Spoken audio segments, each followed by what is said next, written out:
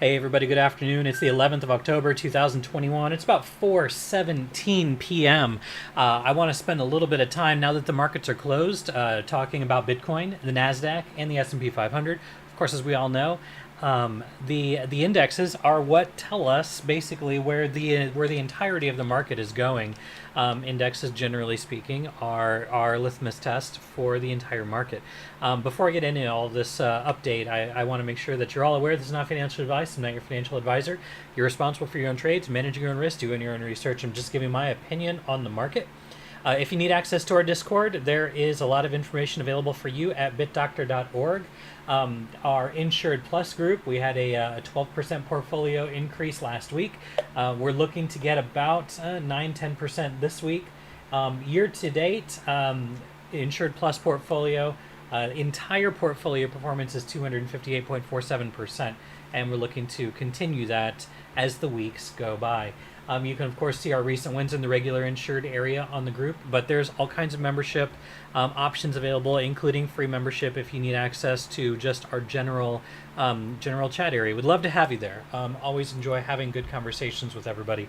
So let's go ahead and take a look at the charts. Let's go ahead and move on in to Bitcoin. All right, what I want to do is I want to take a look at this and just kind of point out a lot of things that we have seen, including the big wick that we saw on Bitstamp last night. I think that's actually very important. We were talking about this on the Discord last night, that last time I saw something like that, where it happened so incredibly quickly, it was actually a very bullish sign, and I believe that is. It's still going to be a pretty bullish sign moving forward. Now, again, I do think we probably are going to see a little bit of a pullback here. So, I've got my wave 3 just kind of hanging out here, just kind of waiting because I've got, 1, 2, 3, 4, 5 into wave 1. We've got a nice correction here into wave 2. And then, of course, we have, we're still trying to kind of piece this all together. Likely, here's a 1, 2, 1, 2, 3, 4, 3, 4, 1, 2, 3, 4, 5. We're working on finishing this wave 3 in a larger degree. I think this makes the most sense. So we've already talked about this potentially being a wave 1, and I think we're kind of the point where, yeah, I think that's exactly what's going on. And then we have the wave 2. We've got our strong demand zone down here. You can see right here, we'll call it 40,000, but really it's about 40,650 or so. Again, when we were back here, this is exactly where I was saying, like, yeah, you know what, we should be buying back here. And why did I say that we should be buying back here? Well, let me just go ahead and zoom out and just take a look at this. So a couple things, and again, this is all just using the waves indicator, right? So back here we had a kind of a signal that we should be buying based on the waves indicator, but the problem was the 12-hour was still on its way down. Okay, so that wasn't a very strong buy. Back here we had both items, the hourly and the 3-hour, both in oversold at the same time, but the 12-hour had already started to stage a little bit of a recovery, so that should be a stronger signal to buy. And right here, this is where I said, you need to be looking to buy, you need to be buying, and it was in this area where I almost got stopped out. Right here, it was right back here. I had a stop loss at $46.96, $40,696. It was close to getting stopped out, but it didn't, and you can of course see what happened from there. That position was already closed out. We closed it out up here, and of course, yeah, it's gone up a little bit. That's quite all right, but I think that we're finishing a move to the upside, which is really going to be, finishing a much bigger impulse. I've got two scenarios that I want to talk about. Okay, two scenarios. One, is this a 1, 2, and we're working on the 3? Or is this an A, a B, and then we're working on the C? If we're working on the C, the target is still $74,000. Okay, that would set us up for really nice expanded flat, which means we would revisit probably the $40,000 range if we were to actually realize that target. One way or another, I do actually think we're going to see higher prices. I do think that we're probably going to hit all-time high on Bitcoin before the end of the year. A lot of it really depends on things not completely falling apart, but things look pretty good, I have to admit. Again, if this could be 5 waves, then we come back down for 3 waves, maybe find some basing here at about 50K, and then we can move on up to 73 to 75K. That would be the equality target. And when I say equality target, sometimes what you'll see people do, and admittedly I call these people amateurs, what they're going to do is they're going to draw a line, and they're going to say, okay, well, from this low here to this high here, and I'm just going to pull this guy over here, and I'm going to put it where the bottom is. But you lose things when you do that. This puts the target only about 64K. What I like to do, and I'm on log scale, right? If I was on arithmetic scale, things do change a little bit, right? I like to be on log scale. That puts the target, again, right up there at about 73 to 75K.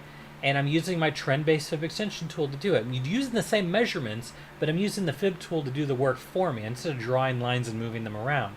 Again, measuring from your dominant pivot low to your dominant pivot high, and you get your pullback. Your 100% equality is right there at 73K. We are already hitting the 618 here at about 58,000. We didn't quite get there, but we're basically there. We're basically there. So in my opinion, this wave 3 is pretty much done, and we're going to be pulling back for this wave 4. And then when we do that, watch the waves indicator. Again, let me move back to an hourly. Watch the waves indicator, because when you get the 1 hour and the 3 hour, like right now, everything is overbought, right? So upside potential from right where we're at right now in the short term, there's not a lot of great upside potential there. My opinion, this is going to have to reset, which is going to take us potentially to, maybe even the end of the week for us to correct. And again, I would love to see this guy just sit here and just consolidate. It'd be great for wave 4 before we move up and we hit that target. And again, we're talking probably going to November or December for us to hit those targets. And only when we finally hit these targets up here is where I'm saying that altcoins are going to be really, really great. I think Bitcoin's going to take over for a little while. Altcoins are probably going to suffer for a little while. So you just have to be careful. If you've got great entries on your altcoins, I'd say there's no reason to liquidate and move to cash or moving into Bitcoin. That's completely up to you and what you want to do there. I'm just saying that Bitcoin, I think, is going to start to take over a little bit. I don't usually talk about dominance, but I'm going to do that here for a moment. I'm going to go here to a daily. You can already see Bitcoin's dominance is rising. Okay, you can see that we already have a little bit of a double bottom here on Bitcoin.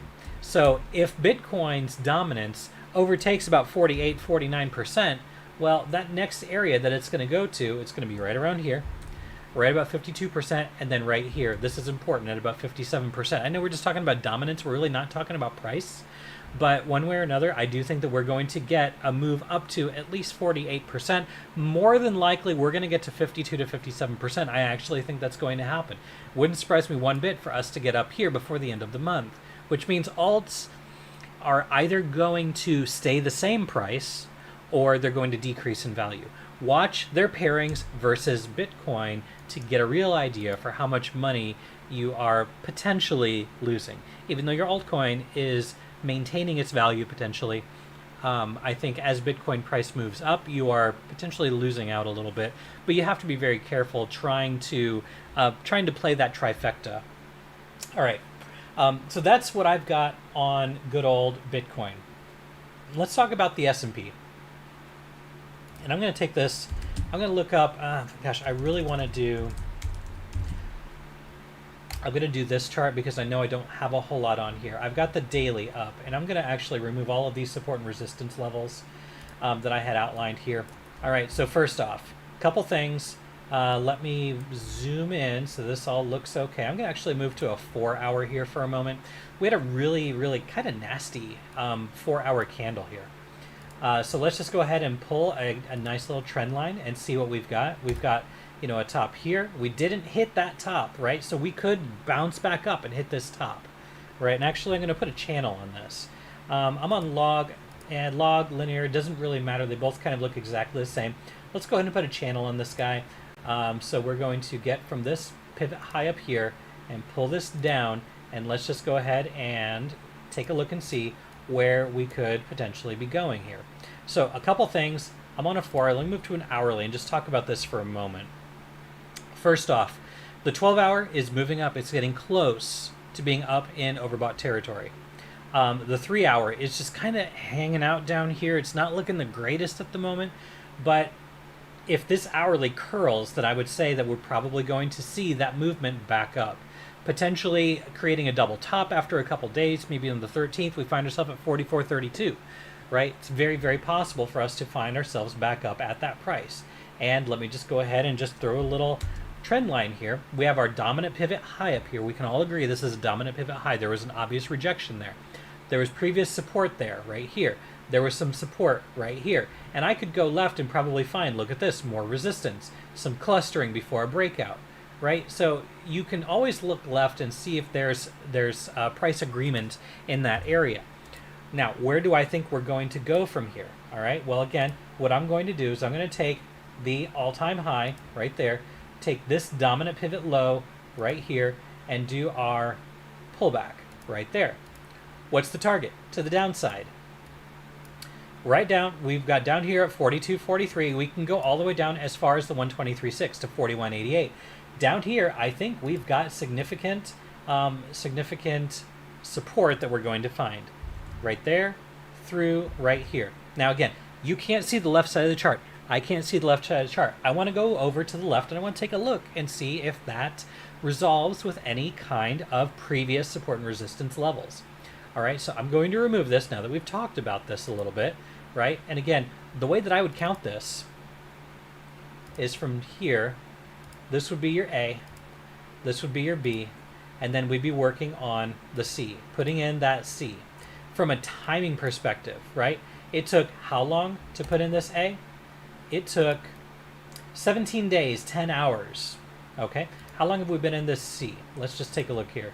We've been in this C wave for 14 days, 9 hours. So I can see us taking longer to get down here. That downside target is going to be at least 4,200, probably a little bit lower than that, right? I would say that the longer that this takes, the lower that this target is going to be. We could potentially be looking at next week for us to actually realize the downside target. This is going to take some time to happen. I think we had a little bit of a bull trap here. Not going to get into all of the fundamentals on what everybody was saying about the jobs numbers and all that bull crap. We won't talk about that today because I want to make this quick and I want to make this meaningful for you. Going to a 4-hour time frame, and I said that we would look left and see what kind of support and resistance that this would line up with. And I mean, gosh, I literally do this stuff live. I didn't plan this in any way, shape, or form. Right? So at the 100%, we had a nice area here where we had some support, which was previous resistance. It's right there. And same thing here on the 123.6. Right there is some resistance. Right here is some resistance. We found some support. This obviously went deeper, right? But if we come back down here, and again, down and then right back up, where we are going to go up from there. That is my opinion. That's what I believe. That downside target, we've got it right here. Right here, you guys. We've got our downside target. And keep in mind, this is on the futures, right? But SPX target is going to be about 41.98 to 42.60. 41.98 to 42.60. At some point in the next 2 to 3 weeks. We're right here in that zone, right? Because remember, SPX is about 10 points higher than futures, and right now this is at 43.58, and SPX closed not at 43.58. It was probably more like 43.61. So again, SPX is higher than our futures market. That's what I'm trying to convey here. Now let's take a look at Nasdaq. All right, so Nasdaq going to NDX, and again, I've got my way forward down here. I'm just waiting on it. So again, let's take a look at our indicators. Going down to an hourly so we can keep an eye on everything here. We've got this 12-hour, which is moving up, but the weekly is moving down. The 3-hour is starting to move down. So this also looks, this looks about the same, to be completely honest.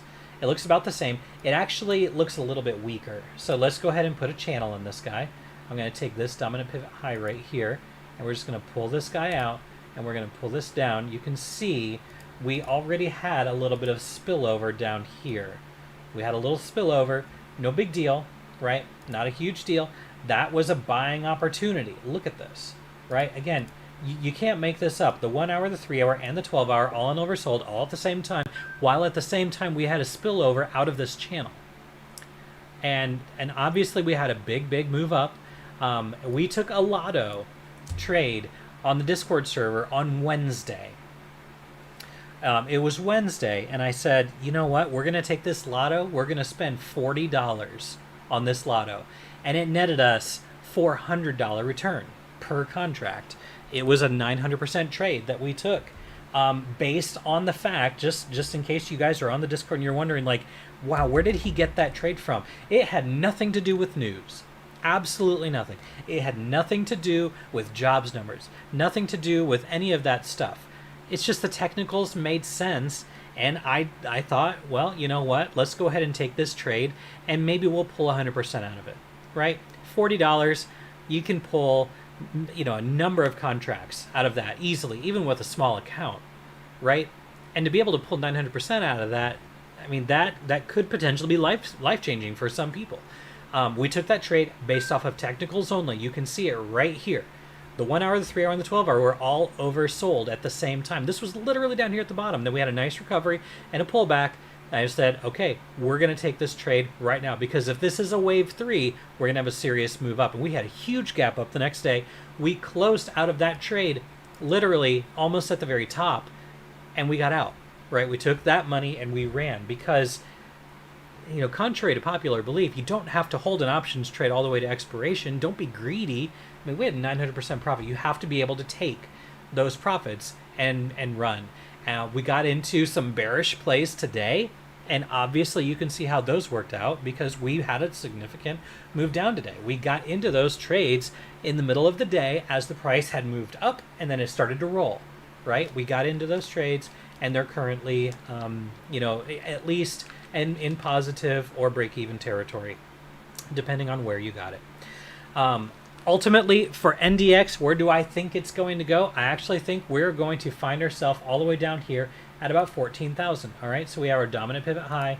Here's a dominant pivot low, and let's get the pullback and see where we're going. So obviously, we push down below this level right here at 14,496. So now I'm to the point where I'm taking this low right here, and I'm getting this pullback right here. So where is it that we are going to finally land? I actually think 13,742 is way low. I actually think we're probably going to find ourselves down here at the 14,000 demand zone. That's going to be this area right here, down to this area right about here. This area is, I believe, going to be significant demand. And again, I'm just using the candle structures, the prior price agreement. If I go to the 4 hour time frame, we're going to be able to see that we've got significant price agreement here, right? So based off of this resistance and this clustering inside of the support and resistance zone, and right here we reclaim this at support. This is at 13,850 on NDX, right? I'm not talking about NQ at the moment, I'm talking about NDX. You've got some significant support that was there. I would expect there at a minimum to be support, even if it's just short term. I would expect there to be some support there. Just as I expected on Tesla to be some resistance at 800. We took a great trade on Tesla a couple, maybe it was last week. Just to kind of pull this up and just show you what I'm looking at on Tesla, I'm seeing some significant resistance here at 800, at this $800 level. And you can see we are seeing resistance on Tesla in this zone. We talked about this a long time ago, that there was going to be some resistance at $800. And I said, once you get there, you better try and short Tesla, even if it's just short term. We were able to pull a significant amount of profit on that. Well, we got just a simple call credit spread, you know, and it worked out really well. And so now obviously we closed out of that position down here. We got into it about up here, and we closed out of it when we had a good move down, and now we're back up here at the resistance area. I've already taken that trade, so I'm not planning on getting back in, but I would say more than likely we're probably going to see maybe a little bit of a push up above 800, but I would say that that's probably something for shorting, because I think we're going to see a little bit of a pullback. Again, the weekly on Tesla, way overbought. The daily on Tesla, which is this red one, it's also overbought. Let me move down to an hourly and just see what everything else looks like. Weekly overbought, daily overbought. The 3 hour is starting to curl down. The hourly is starting to curl down. I would say Tesla is probably going to see a fallout right? We have an obvious trend line here. There's an obvious trend line on Tesla, and I would say more than likely what this guy is going to do is probably going to fall, retest this 800, and then fall further. And again, that first target that I would see is $760, and I'm just looking left. It's as simple as that, right? Just looking left, you can see there is previous resistance here. So I would say if we come back down to 760, we're probably going to find some support there. We'll see how strong that support is going to be. But that's kind of my thought on Tesla. I only thought that I would bring it up because it's something that I have been actively watching. All right, guys, I think that's it. Is that an ending diagonal on Tesla? It absolutely could be, right? So that's a great question. Actually, honestly, I haven't done a count on this. I've got this as basically from the top, right? We've got 5, and then WXY here, ABC here, ABC here. So yeah, I'm looking at this as basically an A and then a B, and then we're going to go down for the C. I don't think that Tesla correction is done. We'll see how far it goes. Again, similar to Bitcoin, because Tesla now has a lot of Bitcoin on its balance sheet, right? Similar to Bitcoin, I think it's possible that this guy does make one more move up before it finally does reject. And where's it going to go? Probably down into the 700 range. But again, as I mentioned before, probably going to see a move to 760 quickly once we do break out of that, break down out of that trend line. And I do think that will happen. But again, it's something you just take one day at a time. All right. All right, that's it for now. If the video did help in any way, shape, or form, you know the deal. Like, subscribe, share, all that good stuff. If you need access to our Discord, BitDoctor.org, we'll give you all the information you need. And of course, wherever you are in the world, I hope you're having a good day, a good night, and a good evening. Take care, everyone.